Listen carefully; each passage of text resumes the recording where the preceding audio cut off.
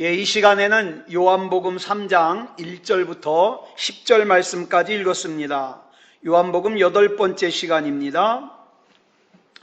오늘 본문에 보면 니고데모라고 하는 사람이 등장합니다. 본문 1절을 보면 이 니고데모라는 사람을 이렇게 소개하고 있습니다. 시작. 그런데 바리새인 중에 니고데모라 하는 사람이 있으니 유대인의 지도자라. 여기 나오는 지도자라는 단어를 헬라어로 아르콘이라고 하는데, 이 단어는 통치자, 우두머리 이런 뜻을 가지고 있습니다. 이 니고데모는 산헤드린 의회의 의원이었습니다. 이 산헤드린 의회가 뭐냐면 71명으로 구성되어 있는 유대에서의 최고의 의결기관이에요. 우리로 말하면 국회의원에 버금가는 그런 유대 제1의 지도자들이었습니다.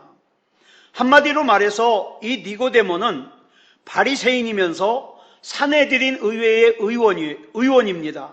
그러니까 이 당시로서는 아주 대단한 권세를 가지고 있는 사람이에요.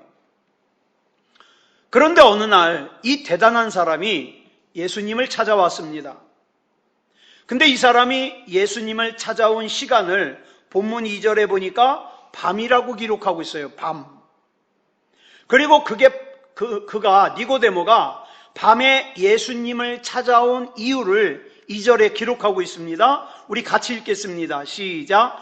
그가 밤에 예수께 와서 이르되 라삐여, 우리가 당신은 하나님께로부터 오신 선생인 줄 아나이다. 하나님이 함께 하시지 아니하시면 당신이 행하시는 이 표적을 아무도 할 수 없음이니이다. 자, 이 니고데모가 예수님을 찾아온 이유는 라삐여, 우리가 당신은 하나님께로부터 오신 선생인 줄 아나이다. 하나님이 함께 하시지 않으면 당신이 행하시는 이 표적을 아무도 할 수 없습니다. 이 자기가 예수님에 대한 자기의 신앙 고백을 하려고 예수님을 찾아온 거예요. 좋은 거예요, 나쁜 거예요? 좋은 거예요. 아름다운 거예요. 그런데 이 사람이 이 고백을 하기 위해서 예수님을 낮에 찾아오지 않고 밤에 찾아왔어요. 밤에 찾아온 이유가 뭐냐? 그때까지만 하더라도 이 니고데모는 주님보다, 물론 주님에 대해서 이렇게 신앙 고백하지만 주님에 대해서 신앙 고백하는 것보다 자기 삶의 자리가 지금 누리고 있는 게 더 중요해요. 자기의 사회적인 위치가 더 중요해요. 공생애를 시작하신 주님께서는 우리 지난 시간에 나눴잖아요. 예루살렘 성전으로 들어가셔서 성전 안에서 장사하는 장사꾼들을 다 내쫓았어요. 여러분, 이 장사꾼들을 내쫓았다는 건 무슨 뜻이냐면 성전을 중심으로 한 지도층인 바리새인들, 지도자들, 산헤드린 의원들에 대해서 공개적으로 꾸짖는 거예요. 왜 성전을, 하나님의 성전을 장사하는 사람들로 가득 차게 해서 강도의 구렬로 만드느냐, 이 사람들을 꾸짖는 거예요. 그래서 예수님으로부터 공개적인 질책을 당한 그들은 반성하고 회개하는 게 아니라 예수님에 대해서 적대적인 악감정을 품고, 여러분, 이 사건을 시작으로 해서 결국 이 사람들이 예수님을 배척하고 십자가에 못 박기까지 하는 거예요. 이 사건이 발단이에요. 성전에서 장사꾼 쫓아낸 것이. 자, 이와 같은 상황 속에서 만약 니고데모가 사람들이 많이 지켜보는 대낮에 공개적으로 예수님을 찾아와가지고 이런 신앙 고백을 했다면 어떻게 될까요? 뻔하죠. 이 니고데모가 몸담고 있는 유대교에서 그동안 자기가 누리고 있던 종교적인 기득권과 산헤드린 의회의 의원이라는 이 직책을 내려놔야 돼요. 포기해야 돼요. 그래서 니고데모가 밤중에 은밀하게 예수님을 찾아온 거예요. 왜? 정리하면 예수님도 놓치고 싶지 않고 또 뭣도 놓치고 싶지 않고 자기의 지금 자리를 내려놓지 않고 두 가지 다 가지고 싶은 거예요. 그런데 이런 니고데모가 예수님을 직접 만나고 난 후에 아주 중요한 변화가 일어납니다. 자기가 양다리를 걸치고 있는 것이 잘못됐다는 것이 깨달아지는 거예요. 그는 하나님께서 나에게 주신 삶의 자리, 즉 산헤드린 의회의 의원이라는 자기의 직책이 더 이상 자기 자신만을 위한 자리가 아니라 이제는 주님을 위한, 진리를 위한 자리라는 걸 깨달은 거죠. 그래서 여러분, 이 니고데모가 어떻게 변했는지 아십니까? 예수님을 체포하려고 하는 대제사장에게 앞에 서가지고 요한복음 7장 51절에 보니까 아니 예수님의 말을 들어보지도 않고 또 예수님이 행하신 걸 알아보지도 않고 무조건 심판하려고 잡아오느냐? 이건 잘못됐다. 우리 율법은 이런 게 아니지 않느냐? 대놓고 공격해요. 잘못됐다는 걸 드러내요. 게다가 예수님께서 십자가에 못 박혀 돌아가시고 나니까 어떡합니까? 향품을, 장례 치르는 사람들이 준비하는 향품을 준비해가지고 아리마대 사람 요셉과 함께 예수님의 시신을 장사 지냅니다. 이때 예수님의 제자들은 다 어디 있었죠? 다 도망가 버렸어요. 아무도 없어요. 만약에 이때 니고데모와 아리마대 사람 요셉이 아니었다면 이 당시에 관습으로 봐서 무덤이 없는 상태였던 예수님의 시신은 어떻게 됐을까요? 쓰레기장에 버려졌을 거예요. 그러니까 이 니고데모가 공개적으로 행한 이런 일들은 같은 바리새인들이나 산헤드린 의회의 의원들의 지탄과 공격을 받기에 충분하죠. 여러분, 우리나라도 그러잖아요. 같은 당에 속한 사람인데 다른 의견 내면 어떡합니까? 자기 당인데도 막 공격하잖아요. 나랑 의견이 다르다고. 그런 거예요. 그런데 예수님을 만나고 변화된 니고데모는 더 이상 사람들의 눈을 의식하지 않습니다. 모든 사람들이 보는 앞에서도 당당하고 떳떳하게 자기가 마땅히 해야 될 일을 하는 거죠. 왜냐하면 사람들의 인정을 받기보다는 주님에 대한 순종이 더 중요하다는 것을 니고데모는 깨달았기 때문이에요. 그래서 그는 오직 자기의 욕망만을 위해서 살던 다른 산헤드린 의원들과는 달리 참된 신앙으로 설 수 있었습니다. 자, 본문 1절에서 이 니고데모를 소개하기를 뭐라고 소개하느냐? 바리새인이라고 소개합니다. 유대인의 지도자라고 소개합니다. 바리새인이 어떤 사람이에요? 바리새인은요, 성경을 잘 아는 사람이에요. 성경 전문가예요. 그렇기 때문에 바리새인인 니고데모는 예수님께서 말씀하시는 거 웬만한 거는 다 알아듣는 것이 마땅해요. 그런데 예수님께서 거듭나야 된다고 말씀하시니까 그 말뜻을 잘못 알아듣고 어떻게 해요? 동문서답을 해요.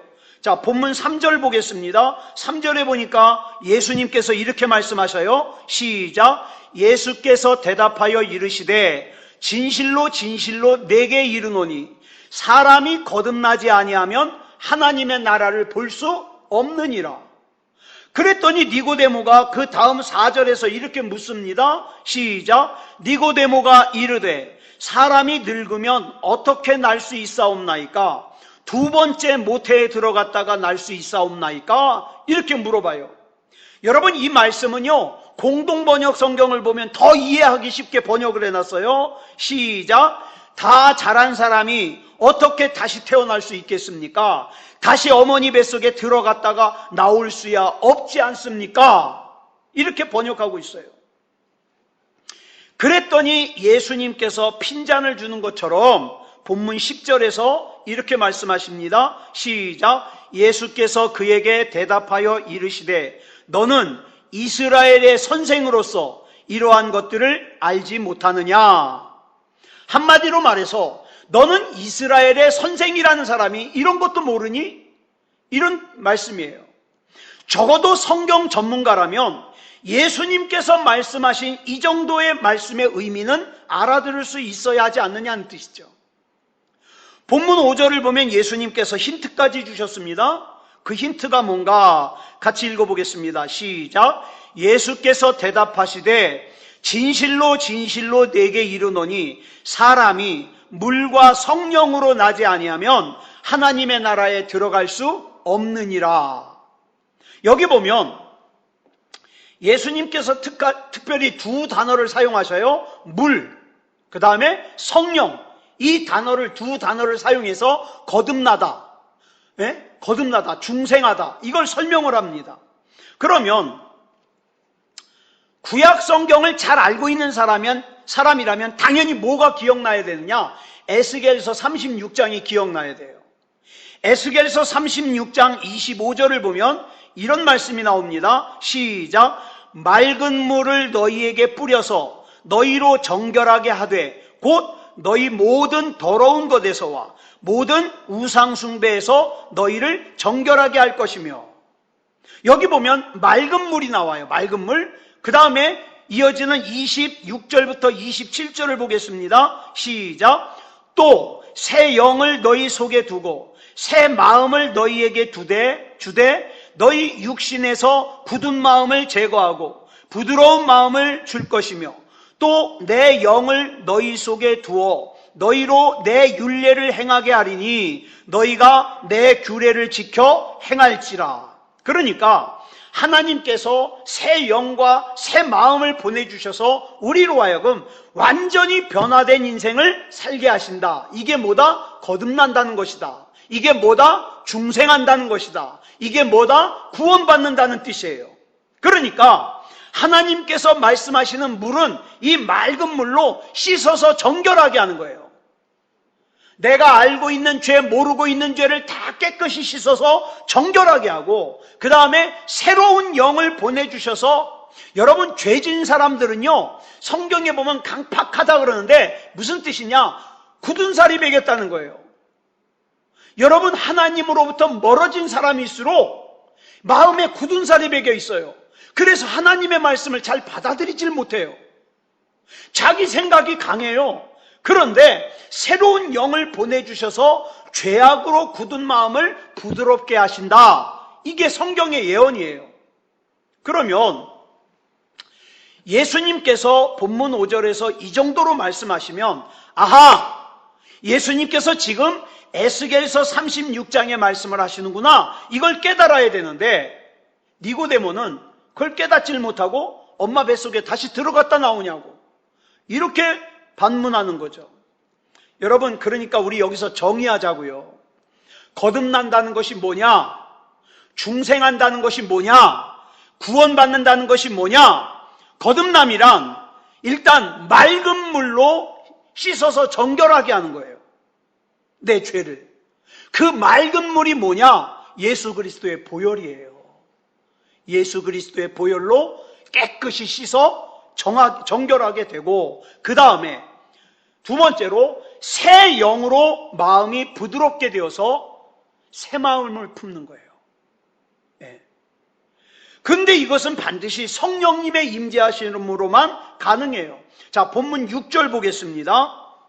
시작. 육으로 난 것은 육이요 영으로 난 것은 영이니. 여러분 잘 들으세요. 콩 심은 곳에서는 팥이 안 나와요. 콩이 나와요. 이건 어길 수 없는 자연의 법칙이에요. 이와 마찬가지로 성령으로 살지 않는 사람은 아무리 그럴듯한 열매를 맺어도 육신의 열매일 수밖에 없어요.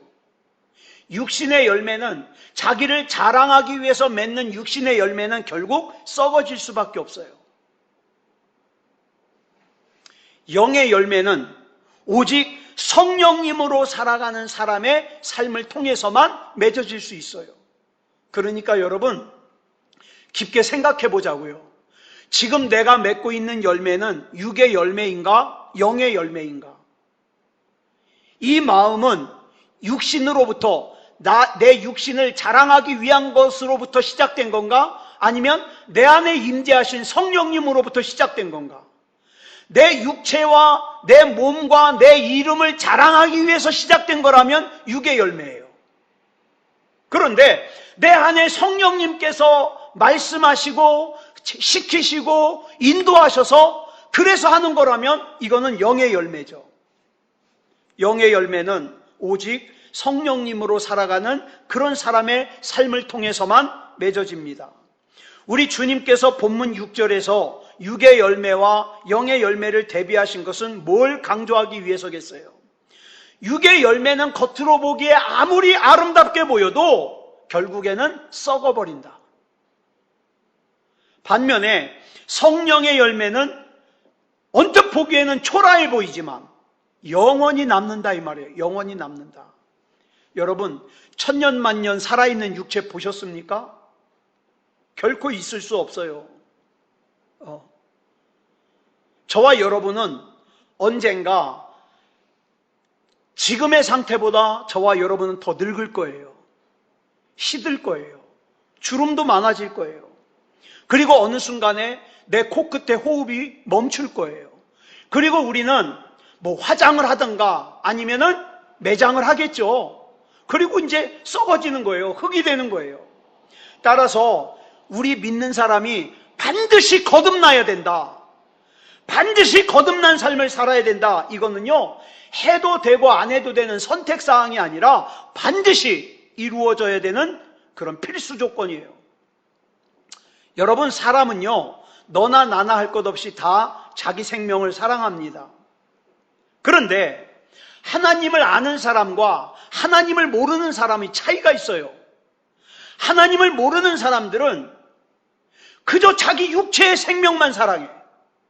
자기 육체 가꾸는 데만 온 정신을 팔려 있어요.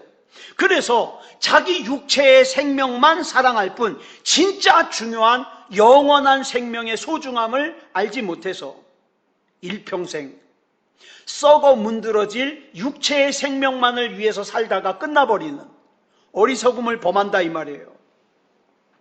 여러분들에게 이런 질문 드리고 싶어요. 여러분이 지금 가장 소중하게 쥐고 있는 보물이 뭡니까? 여러분이 지금 가장 소중하게 여기는 게 뭐예요? 그리고 또 하나 질문합니다. 그 가장 소중하게 여기는 것이 영에 속한 겁니까? 육에 속한 겁니까? 육으로 난 것은 다 육이에요.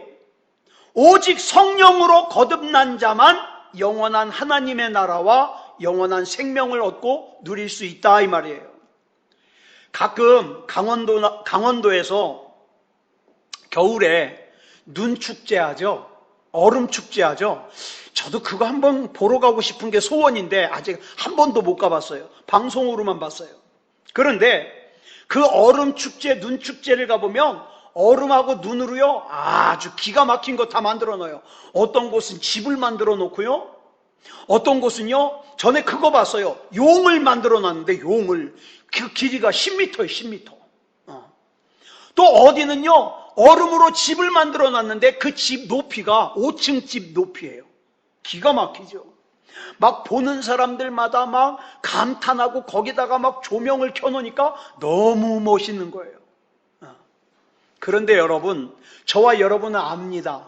그 작품이 아무리 아름다워도 언제 없어질까요? 겨울이 끝나면 없어져요. 녹아버려요. 그런데 만약에 어떤 사람이 그 만들어 놓은 얼음 작품, 눈 작품을 보면서 너무 좋아가지고 막 거기에 자기 인생을 다 걸었어. 자기 전 재산을 갖다가 다 털어가지고 거기다 투자를 했어. 그러면 그걸 지켜보는 사람은 뭐라 그럴까요? 아, 바보. 저거 겨울 끝나면 녹아 없어질 건데 왜 저기다가 저렇게 자기 인생을 다 투자하지? 비웃을 거예요. 여러분, 저와 여러분이 영원하신 하나님을 믿는데 우리의 삶이 그 영원하신 하나님이 우리를 부르시는 날, 이처럼 내가 소중하게 보물처럼 여겼던 것이 허망하게 문드러져 버리는, 썩어져 버리는 아무짝에 쓸모없는 일이 된다면 얼마나 비참하겠습니까? 그러므로 우리는 그동안 육을 위해서 살던 삶을 청산하고 영을 위해서 사는 삶을 살아야 돼요.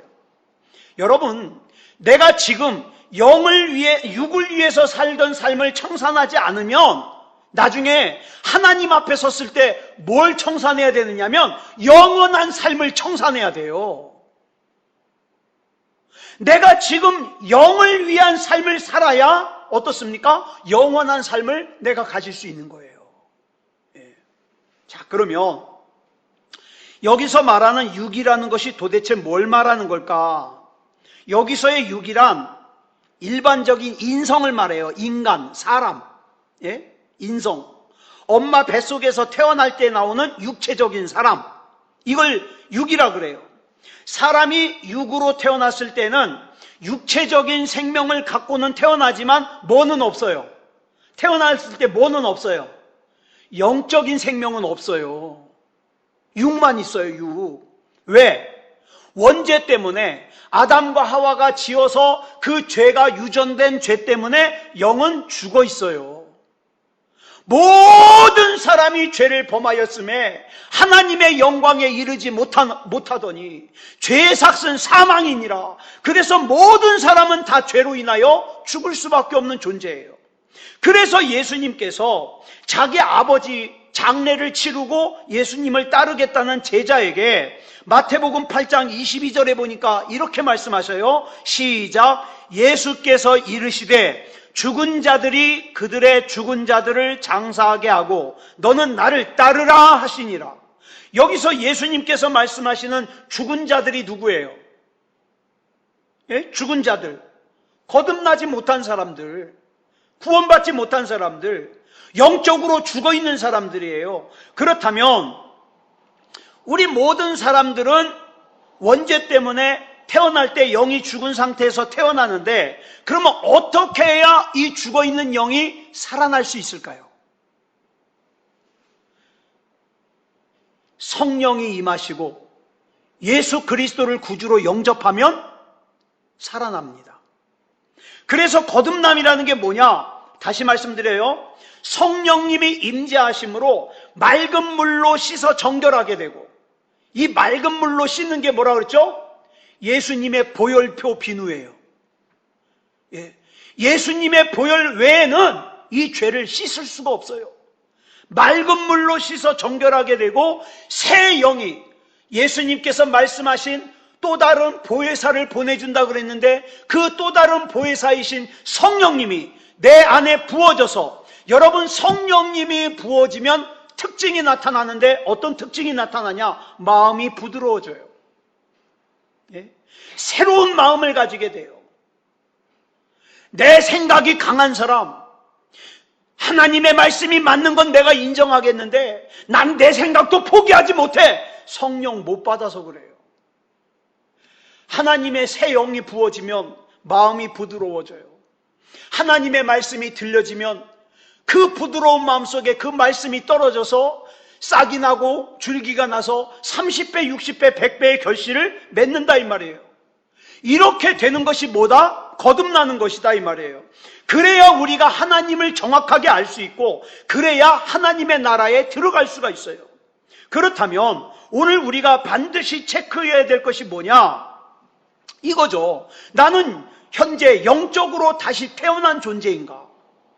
반드시 체크해야 되죠. 이 거듭남은 내가 발버둥 친다고 되는 게 아니에요. 에베소서 2장 8절을 보면 이 구원, 이 거듭남, 이거 뭐라 그랬어요? 하나님의 선물이라 그랬어요. 하나님의 선물. 오늘 본문 8절을 보니까 같이 읽겠습니다. 시작. 바람이 임의로 불매 네가 그 소리는 들어도 어디서 와서 어디로 가는지 알지 못하나니 성령으로 난 사람도 다 그러하니라. 그러니까 육체적으로 태어나는 것을 스스로 여러분 아기가 스스로 태어납니까? 아기가 어떻게 스스로 태어나요? 엄마가 잉태하는 10달 동안 뱃속에 잉태하고 그 다음에 해산하는 고통을 통해서 태어나죠. 마찬가지로 거듭나는 것도 자기가 용쓰고 애써서 되는 게 아니라 성령으로 태어나야 되는 거예요. 성령으로 태어나는 거. 이걸 신학적인 용어로 뭐라 그러냐? 유식하게 은혜의 신학이라 그래요. 은혜의 신학. 네. 그러므로 중생이라는 것은, 거듭난다는 것은 도덕적으로, 윤리적으로 개선되는 게 아니에요. 뭐 예전보다 좀 착하게 산다고, 담배 피던 사람이 갑자기 담배 끊었다고, 술 마시던 사람이 갑자기 술을 끊었다고, 그렇다고 거듭난 게 아니에요. 거듭난다는 건 뭐냐면 전혀 성질이 변하는 거예요. 전혀 성질이. 그런 의미에서 구원받은 사람들은 우리가 그러잖아요. 흔히 2번 태어난다고. 엄마 뱃속에서 육체의 몸을 입고 태어나는 거, 그 다음에 예수님을 믿고 성령이 임하고 난 다음에 영이 거듭나는 거, 2번 태어나는 거예요. 그래서 이런 말씀 드렸잖아요. 육체적으로와 영적으로 2번 태어난 사람은 한 번만 죽으면 돼요. 언제? 어차피 우리는 한 번 죽는 게 정해진 거예요. 아무리 나 죽기 싫다고 몸부림쳐도 한 번 죽어야 돼요. 육체의 죽음. 그러니까 2번 태어난 사람, 육체적으로 영적으로 2번 태어난 사람은 한 번만 죽으면 돼요. 육체적인 죽음. 그런데 한 번만 태어난 사람, 육체적으로 태어나서 영적으로 거듭나지 않은 사람은 하나님의 심판대 앞에서 또 한 번 죽어야 돼요. 그 또 한 번 죽는 건 뭐다? 영원한 죽음이에요. 지옥으로 가는 죽음이에요. 무섭죠? 그런데 우리는 이 거듭남이라는 것을 어느 한 기점이라고만 생각해요. 그래서 거듭나기 전의 인생은 죽은 인생, 거듭난 이후의 인생은 살아난 인생, 이렇게 생각하기 쉬운데, 그래서 그러다 보니까 착각하는 게 있어요. 뭐냐 하면, 나는 예수님을 믿고 나는 예수님을 구주로 영접했다고 입으로 시인했으니까 난 구원받았어. 이제 난 끝이야. 나는 천국 가. 천국 가는 일만 남았어. 맞습니까? 여러분, 거듭났다는 것을 흔히 뭐에다가 비유를 하느냐? 아기로 태어나는 것에다가 비유를 합니다. 엄마 뱃속에서 아기가 태어나면 끝이에요? 아니잖아요. 엄마가 양육해야 되잖아요. 세상에 망아지 같은 것들은 어떻게 해요? 태어나서 조금 있으면 막 뛰어요. 근데 만물의 영장이라는 사람은 어떻습니까? 한참 지나야 겨워요. 예? 한참 지난 다음에 애가 뒤집어지면 부모님은 좋아가지고 우리 애기가 뒤집어졌다고. 그러다가 한참 다른 가축 같았으면 벌써 어느 정도 컸을 텐데 벽 짚고 이렇게 쓰면 뭐라 그래요? 우리 애기가 섰다고. 그게 만물의 영장이에요. 그러기까지 어떻습니까? 밤낮이 바뀌는 애가 있으면 부모가 잠을 못 자잖아요. 그러면서 양육을 해요. 그렇게 해가지고 힘들게 켜놨더니 뭐라 그래요? 자기 혼자 컸대.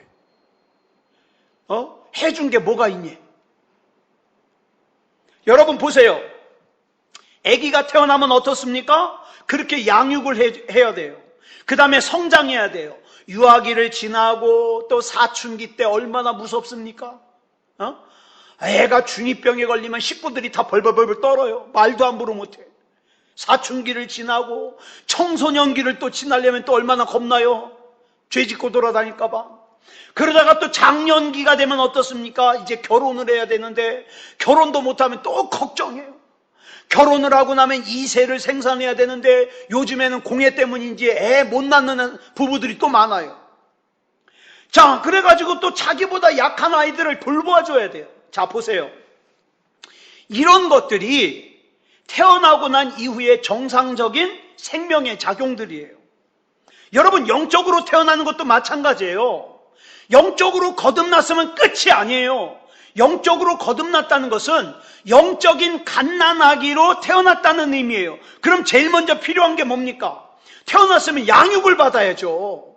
신앙이 자랄 수 있도록. 근데 다 자기가 오라. 갓난아기로 태어나자마자 다 자기가 오라. 자기 마음대로 결정해. 자기 마음에 안 들면 다 떠나버려. 그러면 양육을 못 받는 거예요. 성장하고 난 다음에는 섬기는 삶을 살아야 되는데 섬기는 삶이 뭔지를 몰라요. 또 섬기는 삶을 살고 난 다음에 좀 장성하면 2세를 생산해야 돼요. 이게 진정한 의미의 거듭남이에요. 거듭남이라는 뭐냐? 영적인 갓난아기로 태어나는 거다. 그러면 거듭난 사람들은 어떻게 살아야 되느냐? 베드로전서 2장 2절에 나와요. 시작. 갓난아기들 같이 순전하고 신령한 젖을 사모하라. 이는 그로 말미암아 너희로 구원에 이르도록 자라게 하려 함이라.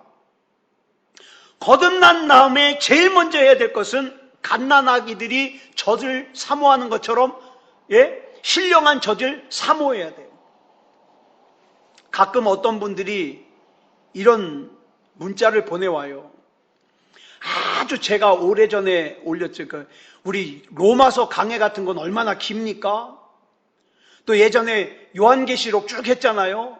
그걸 1번부터 끝까지 다 듣고 나서 목사님 이제 오늘 마지막 편까지 들었어요. 이런 문자가 와요. 그러면요 제가 참 마음이 흐뭇해요. 보람을 느껴요. 보람을 느껴요. 애기들은요 온통 자기 인생의 목표가 뭐예요? 젖이에요. 젖 먹기 위해서 살고 젖 먹기 위해서 존재하고, 그죠? 온통 젖이에요. 젖. 저는 아기에게 젖을 물려본 적이 없지만 젖을 물려본 분들이 그런 얘기 하더라고요. 갓난아기들이 젖을 빠는 힘이 엄청나대요. 젖 빠는 힘만큼은 어른보다 갓난아기들이 더 세다 그러더라고요. 그렇게 해서 여러분 한번 생각해 보세요. 갓난아기들이 그 태어나서 주먹만한 게 젖을 자기 몸에 한 반은 정도로 먹어요. 그죠? 그렇게 먹어대니까 어떻습니까? 아기가 부쩍부쩍 크는 게 보이잖아요. 그죠? 그렇게 먹어대니까. 그래서 젖을 그렇게 사모하는 거예요. 그러니까 거듭난 백성들의 특징이 뭐냐? 갓난아기들 같이 신령한 젖을 생명을 걸고 사모하고 성장해야 된다는 거예요. 그렇게 해서 어디까지? 구원에 이르기까지 자라가야 된다는 거예요. 그러니까 이렇게 신령한 젖을 사모하는 목적이 뭐냐? 성장하기 위해서, 예수 그리스도의 분량에까지 자라기 위해서. 그러니까 거듭난 사람들의 특징 중에 하나가 뭐냐면 영적으로 성장하는 것에 대한 갈망이 있어요. 내가 영적으로 더 자라야 되는데, 내가 영적으로 더 성장해야 되는데, 영적인 성장에 대한 욕망이 있다 보니까 하나님 말씀에 대한 애착이 있어요. 이게 거듭난 사람들의 특징이에요.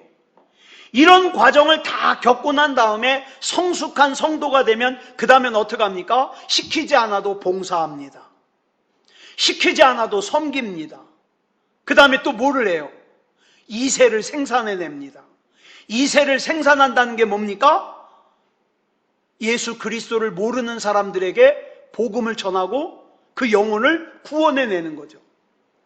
그런데 이런 과정들을 다 생략해버리고 양육도 없어요, 성장도 없어요, 섬김도 없어요, 봉사도 없어요, 그 다음에 2세를 생산하는 것도 없어요. 그냥 거듭난 그 시점으로만 생각하니까 다 끝났다고 생각하는 거예요.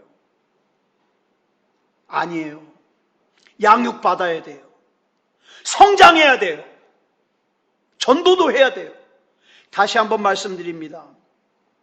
거듭난다는 것은 갓난아기로 태어나는 거예요. 이제 시작이라는 말이죠.